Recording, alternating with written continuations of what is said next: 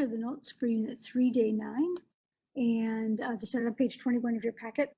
And in these notes, we're going to talk about higher order derivatives. So the essential question then is, how do you calculate a higher order derivative? So a higher order derivative is just taking the derivative multiple times. So I call this a rinse and repeat process. So in other words, y prime is the first derivative, dy dx. That's why there's a single prime here. We've taken a function y and we've differentiated it once. So we call it the first derivative.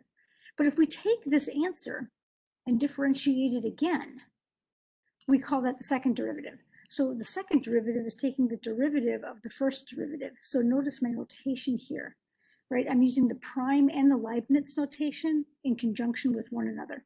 So y double prime is the derivative d dx of y prime.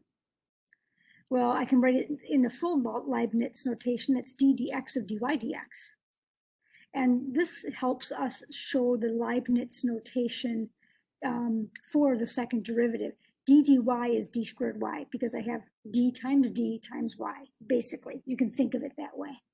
And then d dx is dx squared. We just don't use the brackets because I have a dx times a dx.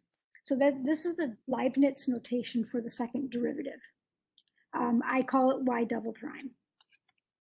So, so we get that answer and we can differentiate it again. And so when we differentiate it again, we call it the third derivative. So it's the derivative, it's d dx of y double prime. And so the third derivative then in the Leibniz form is d cubed y over dx cubed. So that's the third derivative of function y with respect to x.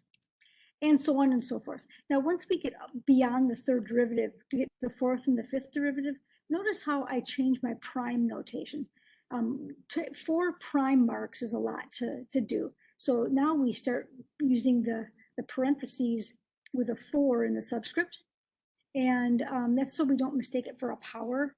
But we know that's the notation for the fourth derivative. And then the Leibniz notation just ticks up to 4s in those locations.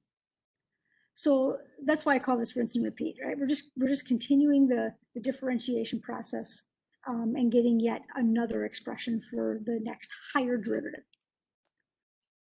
Okay, we'll have some practical applications for the higher order derivatives in the future. So let's take a look at this. Now we know it by this point that we are going to sneak in the chain rule everywhere. So look for it, right? Every time we see a function with some brackets, we know we have a potential chain rule there. So we have a cosine and we have a linear function stuck inside the cosine.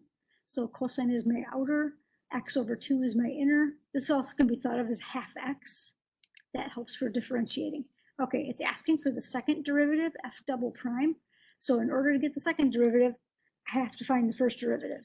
So f prime of x is -2 sine, right? Because the derivative of cosine is sine, is negative sine. So -2 sine x over 2, right? That's the outside derivative times, now the inside derivative is differentiating x over 2, which is a half x, and the derivative of a half x is just a half.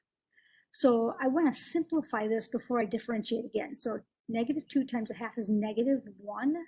So the first derivative then is just negative sine of x over 2. Okay, now I need to differentiate this again to get the second derivative. But I still need that chain rule. I still have a trig on the outside and a linear on the inside. And so differentiating the sine gives us cosine. So it's negative cosine of x over 2, right? That's the outside derivative. We leave the inside alone. And then the derivative of x over 2 is a half again. Right? That inside derivative is always going to end up being the same result. And then I'm going to simplify this. I'm just going to pull the half. It's a coefficient, so I'm going to put it out here in front of the cosine. So it's negative half cosine of x over 2. And there's your second derivative. So this one, I'm using the Leibniz notation to find the second derivative of the function 10 over x, 3x cubed. I'm going to rewrite this with a negative power because then I can do the power rule. You could also do the quotient rule on this. You could have done the quotient rule on this inside derivative too, a low d high minus high d low over low squared. You would have come up with 1/2. Okay, so I'm going to rewrite this as 10 thirds. That's the coefficient. And then I'm going to move my x to the third power up upstairs, right, to the numerator and give it negative power. So now I'm going to take the first derivative of this. In order to get the second, I have to take the first. So bring down the power, multiply by the coefficient, right? Just the same old power rule, reduce the power by 1. 1 smaller than negative 3 is negative 4. So 10 thirds times negative 3, x to the minus 4. I'm going to simplify this. I'm going to clean this up a little bit. So this is negative 10, right? The 3's cancel. So this is negative 10, x to the minus 4. I'm going to leave it this way. I know that x to the minus 4 is really x to the 4th power in the denominator, but I have to differentiate again, and it's already in power form. So I'm going to leave it this way. So I'm going to take the derivative now of the first derivative to get my second derivative. And notice d dx of the first derivative gives us our second derivative, right? So do the power rule again. So bring down the negative 4, x, and then reduce the power by 1. So negative 10 times negative 4, x to the minus 5th. Clean this up a little bit. This is 40, x to the minus 5th. Now, since I've got the second derivative, I'll put it back in fraction form. It's 40 over x to the 5th.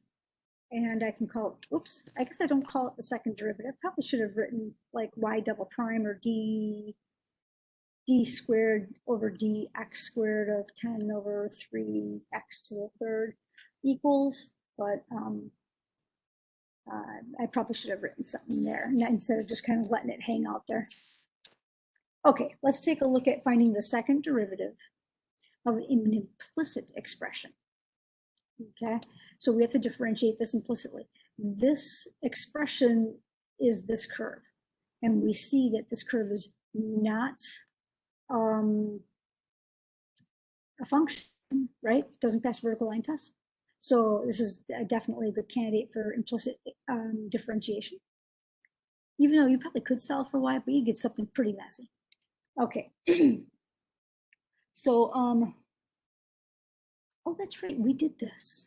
So this is an earlier problem, and it's on page 10 of your notes. Correct that, and I'm going to correct it right now. I just had to go check page 11 of your notes. Okay, so it's page 11 of your notes. We did the first derivative back when we were doing implicit differentiation. It's this, y prime equals x squared over y. So now to get the second derivative, we have to differentiate this. And it's implicit still, right? We've got y over here. We're not going to try to solve for it. So we're going to have to not only do implicit, but we'll have to do a quotient rule. So y double prime is low d high. So quotient rule, low d high, right? Y times 2x minus high, which is x squared. D low is 1y prime, right? Remember, we differentiate a y implicitly, we get a y prime all over y squared. So here's the second derivative.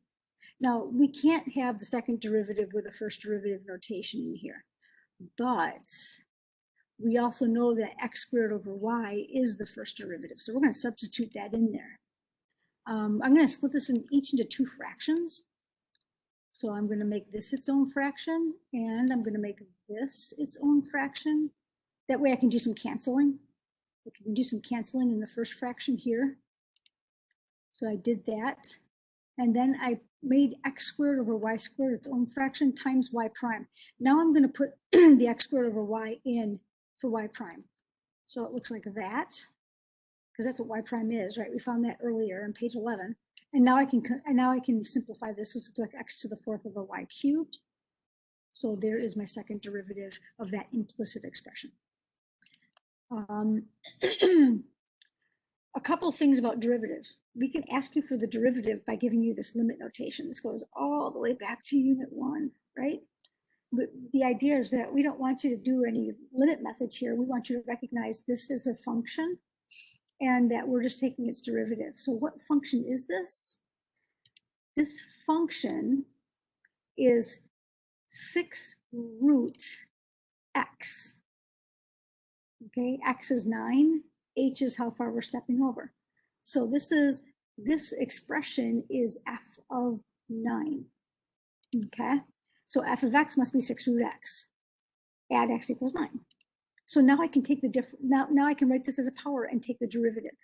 So f prime is bring down the power, multiply by the coefficient, reduce that power by 1, right? What half minus 1 is negative half.